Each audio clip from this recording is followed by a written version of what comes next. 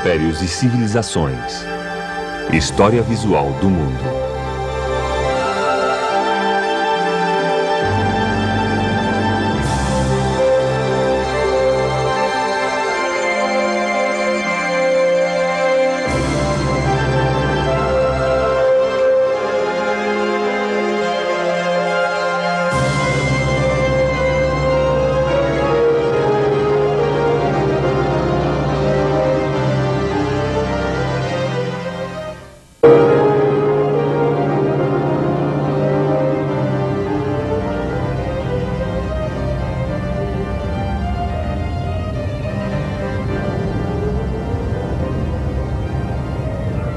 Em 1453, a grande cidade de Constantinopla, o coração do Império Bizantino de mais de 1000 anos, sucumbiu perante os turcos durante um prolongado cerco.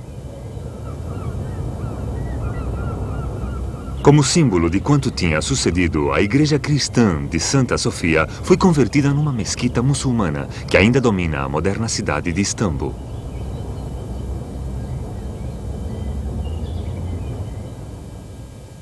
A Europa também foi ameaçada pelos turcos. Os Balcãs foram conquistados e o mar Mediterrâneo dominado pela sua frota. Em 1526, na Batalha de Mohacs, resultou morto o rei da Hungria e o seu exército ficou feito em pedaços. Em 1529, Viena foi cercada, uma experiência que voltaria a repetir-se em 1688. Naquela altura, já o Império Turco dominava quase todo o Mediterrâneo. A meados do século XV, quando o domínio dos turcos era quase evidente, ninguém podia pressagiar que a Europa, este continente tão sitiado, chegaria com o tempo a dominar o globo. 300 anos mais tarde, o poder naval e militar da Europa estendia-se desde mais além da costa oriental da África até o Oceano Índico e o sudeste da Ásia. Por que é que sucedeu isto? Como é que pôde suceder? Qual foi o motor que impulsou a Europa? A Itália medieval foi o berço do poder europeu. Em San Gimignano, na Toscana, as torres medievais ainda se erguem como lembrança do poder das cidades-estado independentes. Foi nestes diminutos estados, durante os séculos XII e XIII, onde nasceram as finanças modernas. No norte da Itália havia muitas cidades-estado. Florença, Gênova, Veneza encontravam-se entre as mais importantes. Veneza possuía uma rede comercial que se estendia por todo o mundo conhecido. As suas tradições marítimas ainda ficam refletidas na regata anual que se celebra ao redor da ilha da Laguna, sobre a qual foi construída a cidade.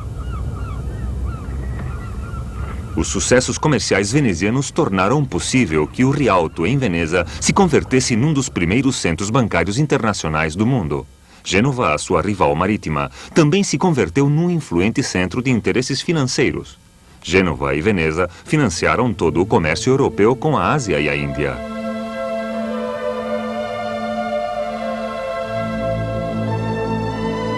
O poder financeiro e militar das cidades-estado italianas se baseava nas suas relações comerciais entre si e com o Oriente, o que estimulou o desenvolvimento político e cultural em todo o norte da Itália.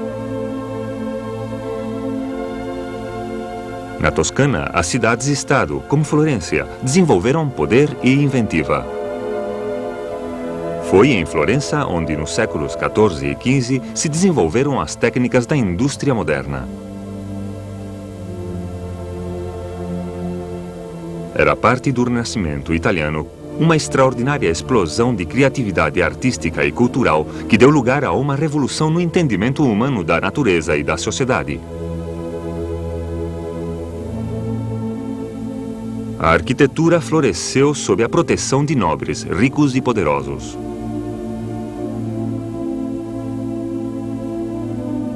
Uma revolução moral deu como resultado papas como Alexandre VI, o Papa Borgia, com a sua longa fila de filhos ilegítimos. Para ele, a tríplice coroa era simplesmente um mero símbolo do poder secular. Durante e depois do Renascimento, a arte deixou de estar dominada pelo dogma religioso e os artistas começaram a contemplar o mundo com novos olhos. Pintaram o que viam ao seu redor e observaram o detalhe, a textura e a luz com uma nova precisão. Mesmo os motivos religiosos eram normalmente interpretados de um modo humanista.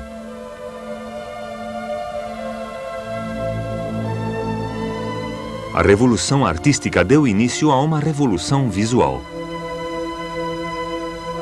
A perspectiva foi dominada e manipulada.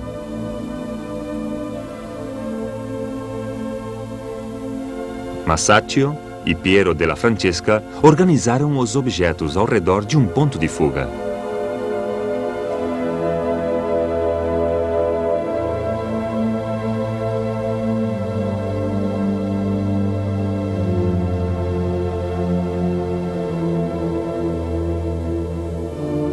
O renascimento da cultura da Grécia e Roma significou que durante muitas centenas de anos na Europa o conhecimento das línguas clássicas ia ser a pedra de toque de um homem instruído. Os humanistas do Renascimento voltaram a descobrir e reeditaram os textos clássicos, mas também olharam para o futuro. Leonardo da Vinci, o gênio italiano, desenvolveu e desenhou máquinas para ajudar o homem a voar.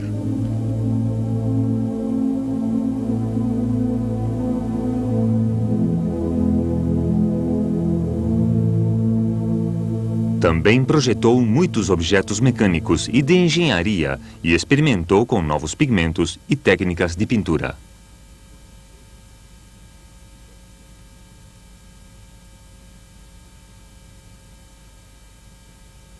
A invenção da imprensa, devida a Johann Gutenberg em 1453, espicaçou a revolução das ideias.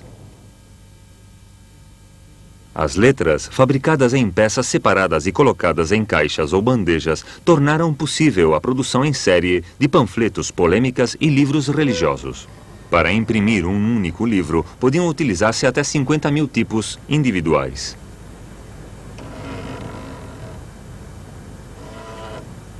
O sistema de imprensa de Gutenberg sobreviveu até o século XIX e muitos dos seus primeiros produtos foram muito relevantes.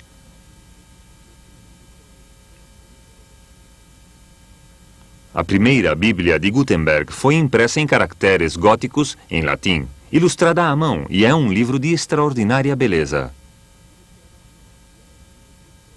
50 anos depois dos trabalhos de Gutenberg, podia-se dispor amplamente de textos seculares em muitos idiomas.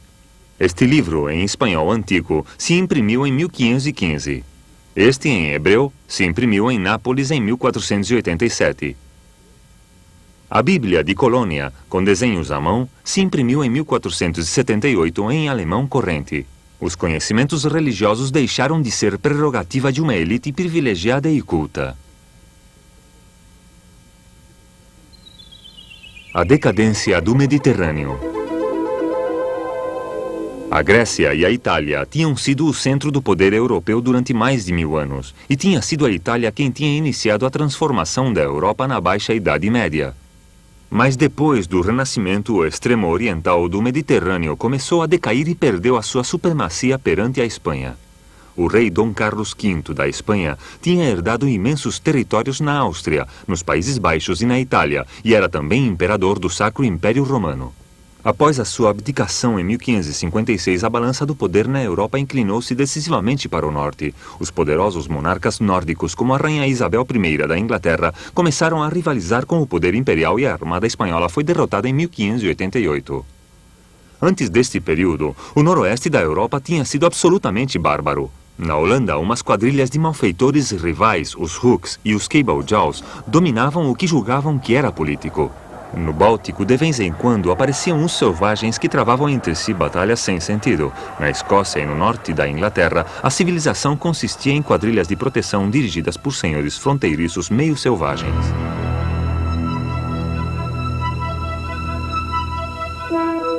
Durante os séculos XVI e XVII, esta situação sofreu uma transformação. O noroeste da Europa converteu-se na potência dominante na história mundial durante os 3 séculos seguintes. A decadência do mundo mediterrâneo foi gradual e foi devida a muitos fatores. A Itália, concretamente, resultou profundamente afetada pela peste em 1599, 1602 e 1630, e em cidades como Veneza e Milão faleceu 1/3 da população.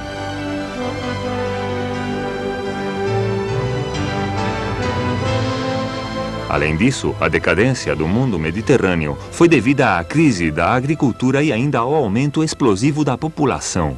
Em 1500, a população europeia era de 69 milhões de habitantes, mas em 1800 tinha crescido até alcançar os 188 milhões. Antes do ano 1500, a maioria dos agricultores da Europa quase não conseguiam produzir suficientemente para a sua alimentação e a do seu gado, nem obter as sementes para as seguintes sementeiras. Um ano de má colheita conduzia inevitavelmente à fome e à carestia. Mas nos inícios do século XVI teve lugar uma revolução agrícola. Nos Países Baixos, a rotação científica das colheitas foi combinada com outras novas técnicas de cultivo da terra. O aumento da produção foi extraordinário e levou a novos métodos de segmento do gado.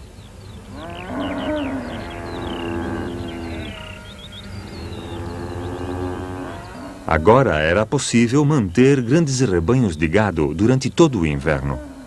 Os criadores de gado podiam acumular suficiente forragem para alimentar os animais e mantê-los em estábulos, longe das inclemências do tempo. Introduziram-se novas plantas como a batata e melhoraram-se outras conhecidas como o nabo e a cebola. Turnip Townsend, na Grã-Bretanha, no século XVIII, e Jethro Tull adquiriram uma grande reputação por terem difundido e desenvolvido as novas técnicas holandesas. Foi assim como o noroeste da Europa conseguiu evitar com o tempo as terríveis carestias que tinham distinguido no passado as outras civilizações.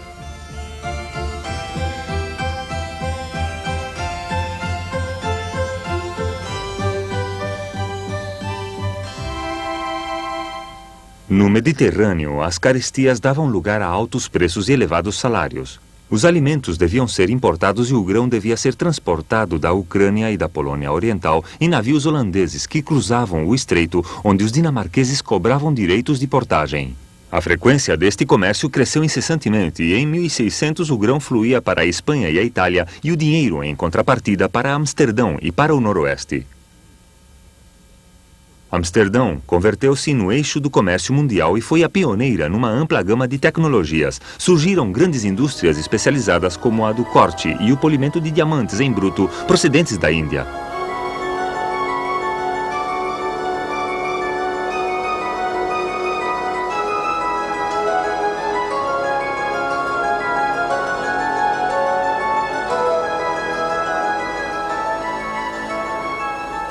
O desenvolvimento industrial e político holandês estimulou desenvolvimentos similares na Inglaterra. A chegada do rei holandês, Guilherme III, ao trono inglês em 1689, seguiu rapidamente o estabelecimento do Banco da Inglaterra, que foi construído com dinheiro e técnicas holandesas. No início do século XVIII, a Bolsa Real financiava o comércio e até a indústria. Londres converteu-se na metrópole da Europa Ocidental e os seus cais registraram tanta atividade como os de Amsterdão.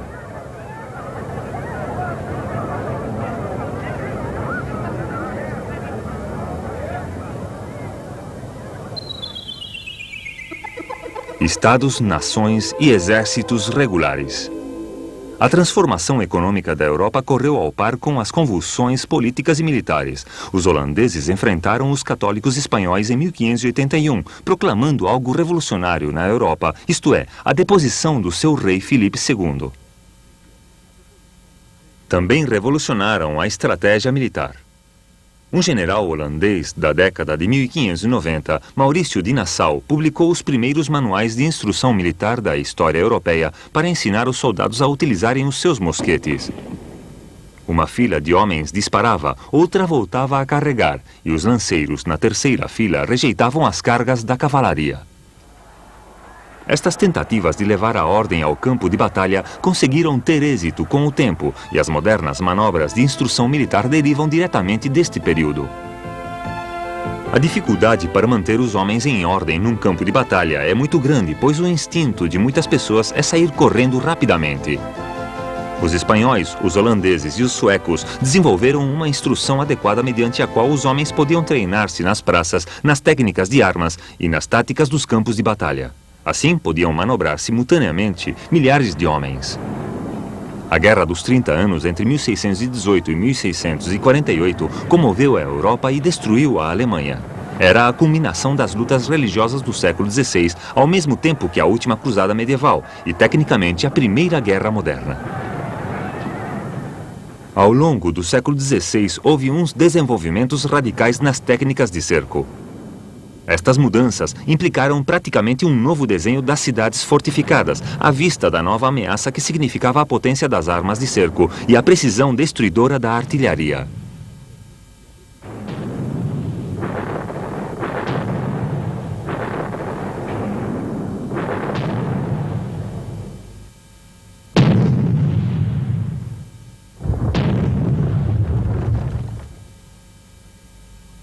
Foram os italianos os que desenvolveram as fortalezas em forma de estrelas, de maneira que os canhões pesados já não enfrentavam só os altos e finos muros, que são uma presa fácil da artilharia.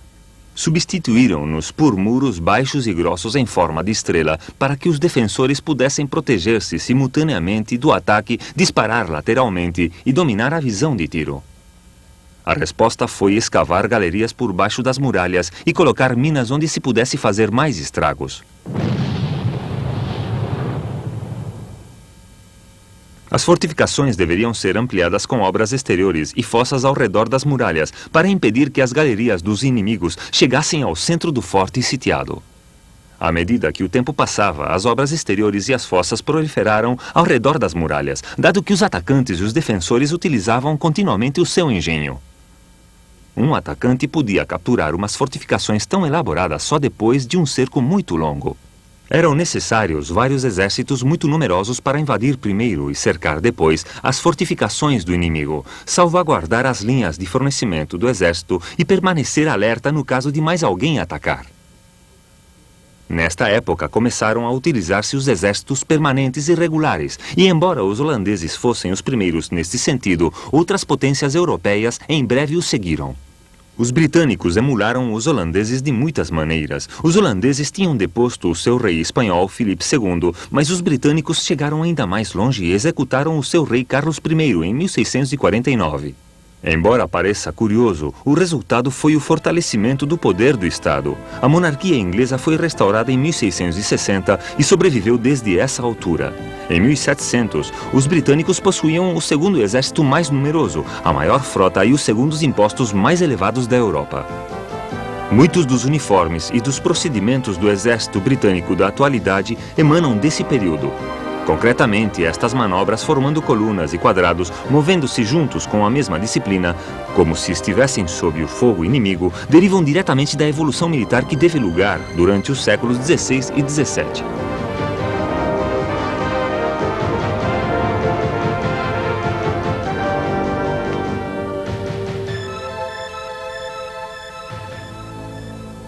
A Revolução Religiosa. Martim Lutero, um frade alemão, começou a Revolução Religiosa em 1519, quando atacou a autoridade do papado e a imprensa divulgou a sua mensagem em línguas vernáculas até o último canto da cristandade. Em 1521, na Dieta de Worms, Lutero negou-se absolutamente a retratar-se. O Papa Leão X comprovou que a causa luterana contava com um enorme apoio. A Igreja Católica sofria o ataque tanto de Martim Lutero como de outros hereges e reformadores. Estes fatos suscitaram um vivo debate sobre a natureza da Igreja e a sua reorganização, numa linha mais dinâmica e agressiva para combater o protestantismo. A matança dos protestantes franceses na noite de São Bartolomeu, em Paris, que vemos nesta ilustração da época, foi simplesmente um dos múltiplos horrores cometidos em nome da religião durante os séculos XVI e XVII.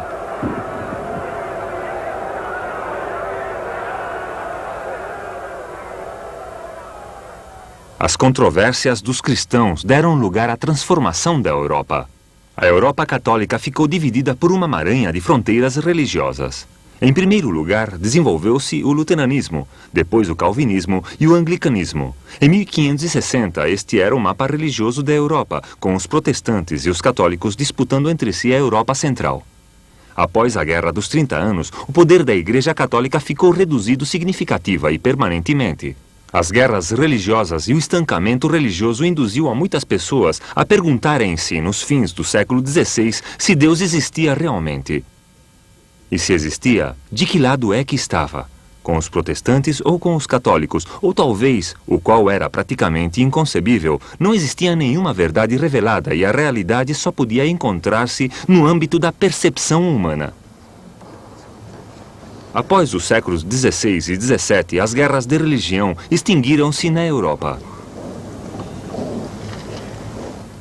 A missa católica romana em latim e os sentimentos religiosos que representavam sobreviveram até os nossos séculos.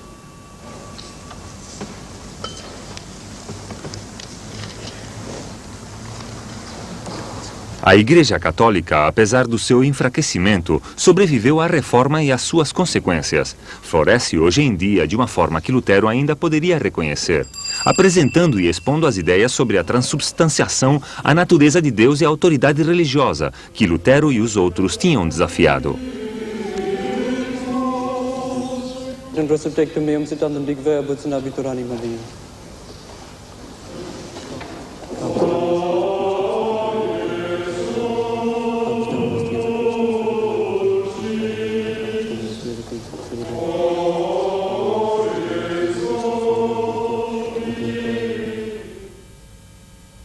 A Revolução Científica.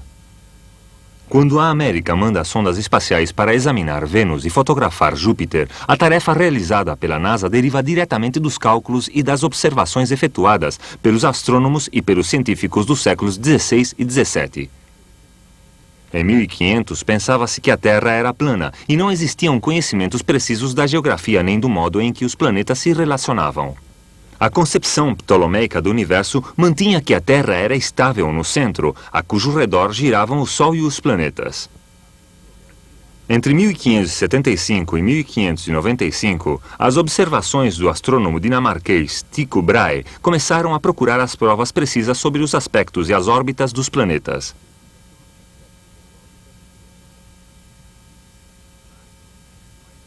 Isaac Newton, pai da física e descobridor da gravidade, partiu dessa base. Ele e o astrônomo polaco Copérnico resolveram os problemas matemáticos e científicos da astronomia, com a ajuda dos cálculos desenvolvidos pelo escocês John Napier. Nos finais do século XVI, era possível ter a certeza de que os planetas descreviam uma órbita ao redor do Sol. Um discípulo de Copérnico, Giordano Bruno, foi queimado na fogueira por professar estas ideias. 100 anos mais tarde, era possível observar os planetas com potentes telescópios, assim como calcular e observar as órbitas que descreviam e as suas velocidades relativas.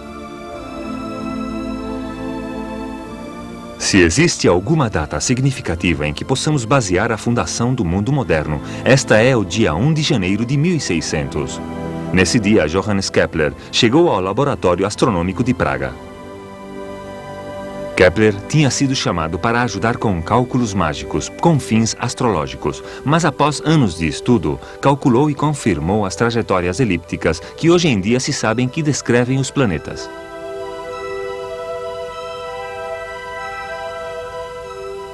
A preparação da Europa na astronomia teórica, aliada com os dotes práticos na tecnologia, capacitou-a para dominar o mundo. Desde os séculos XVI e XVII, os outros continentes converteram-se em satélites cada vez mais dependentes da Europa e do Ocidente.